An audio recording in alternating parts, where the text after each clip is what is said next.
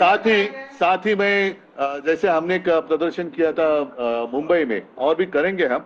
उस वक्त मैंने याद दिलाई थी दो चीजों की, दो घटनाएं।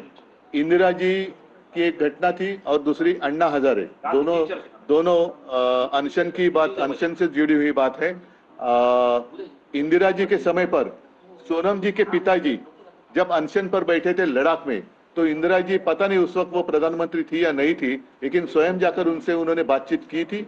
दूसरी बात, अन्ना हजारे। पूरे देश में ऐसे माहौल था कि क्या होगा क्या नहीं होगा, लेकिन उस वक्त भी कांग्रेस की सरकार थी और मनमोहन जी प्रधानमंत्री थे।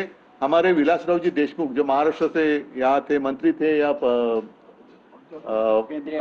केंद्रीय मंत्री थे, उनको भेजा गया था उनके साथ बातचीत करने के लिए। तो बातचीत करना यही तो प्रजातंत्र में होता है। अदरवाइज आप इसको तानाशाही कह सकते हैं। अगर किसी की बात, खुद की मन की बात जबरदस्ती सबको सुना है लेकिन जन की बात नहीं सुने, तो ये प्रजातंत्र नहीं है। हमने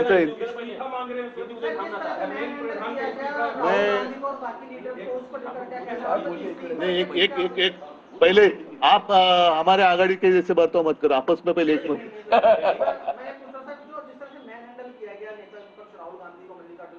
अरे सिर्फ उनको ही नहीं, कल मैंने देखा कि बहुत सारे लड़कियां, मतलब बच्ची है, 9-10 साल की है, कुछ महिलाएं हैं, जिस तरीके से उनके साथ बर्ताव किया गया, ये हिंदू संस्कृति का, मैं नहीं मानता कि ये हिंदू संस्कृति में इसको मान्यता है कि महिलाओं के साथ ऐसा व्यवहार करे।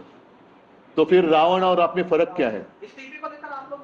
अगर अगर बच्चे इस्तीफा मांग रहे हैं तो क्या उसमें गलत क्या है? उनका भविष्य का मामला है ना, एक व्यक्ति या पूरा देश का भविष्य, इसमें आपको चुनना है। सर, काल तुम्ही आंदोलनस्थळाला भेट दिली, फ्लॅशलाइट्स लावून तुमचं तरुणांनी जोरदार स्वागत केलं, तुमची प्रतिक्रिया पहिल्यांदा? मी पहिल्या दिवसापासून या सर्वांच्या मागे समर्थन देण्यासाठी आहे आणि उगाच काय काय मी करतोय काय हे सांगण्याची मला काही हौस नाहीये। परंतु तरुण हे आपल्या देशाचं भविष्य आहे।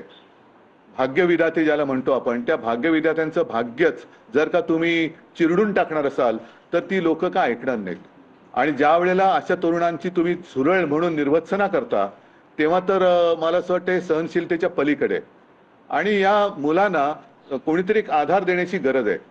आज त्यांना जर आपण आधार दिला तर हे देशाचे भावी आधारस्तंभ देश वाचवू शकतील। पण आजच जर का ह्या आधारस्तंभाला तुम्ही तोडून मोडून टाकून हुकुमशाही लादणार असाल तर ही मुलं गप्प नाही बसणार। आणि मला असं वाटतं की सरकारचं, लोकशाही आपण मानतो, जगातली एक सगळ्यात मोठ्या लोकशाहीपैकी आपली लोकशाही असं आपण जर मानत असू आणि जर ती असेल तर तुम्हाला त्यांच्याशी जाऊन बोलण्यामध्ये कमीपणा कसला वाटतोय?